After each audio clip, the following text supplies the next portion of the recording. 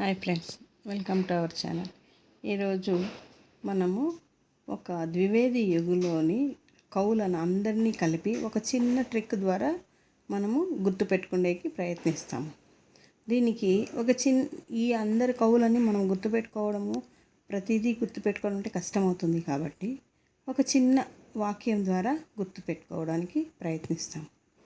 ఆ వాక్యం ఏమంటే, మై और सोहन महावीर राम को అయోధ్య సే శ్రీ జగన్నాథ్కు మాకన్ దియే. అంటే ఇక్కడ వచ్చి ఈ యొక్క వాక్యాన్ని అనేది మనం గుర్తుపెట్టుకోవడానికి ఈజీగా ఉంటుంది అనేసి ఇలా రాయడం అయ్యిందనమాట. మై ఔర్ సోహన్ అంటే నేను మరియు సోహన్,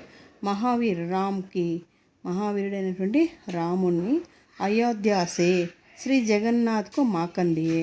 అంటే అయోధ్య అంటే రాముడు అయోధ్యకు సంబంధించిన వాడు కాబట్టి రామ్కి అయోధ్య సే, అక్కడి నుండి శ్రీ జగన్నాథ్కు మాకన్ దియే. అంటే జగన్నాథుడు అంటే మనకు తెలిసిందే కదా, కృష్ణుడని.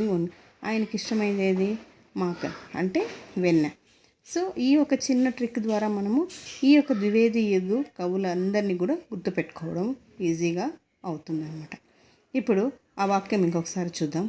మై ఔర్ సోహన్ महावीर राम की अयोध्या से శ్రీ జగన్నాథ్కు మాకన్ దియే. ఇప్పుడు ఆ కవులను ఒక్కొక్కరినిగా చూద్దాం.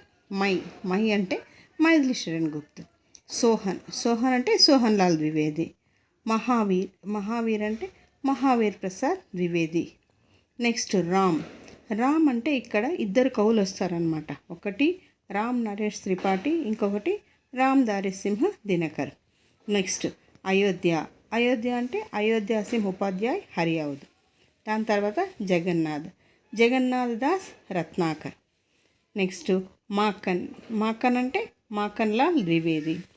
చివరిగా శ్రీ అంటే శ్రీధర్ పాఠక్ అనమాట. సో ఈ 9 మంది పేర్లని మనం ఒక్కొక్కరినిగా గుర్తుపెట్టుకోవడం కన్నా కానీ ఇలాగా ఒక వాక్యం ద్వారా కనుక మనము చదువుకున్నామంటే మనకి ఎప్పటికీ గుర్తుంటుంది. కాబట్టి ఈ వాక్యం ఒక ట్రిక్గా మనము ఉపయోగించుకోవచ్చు అనమాట.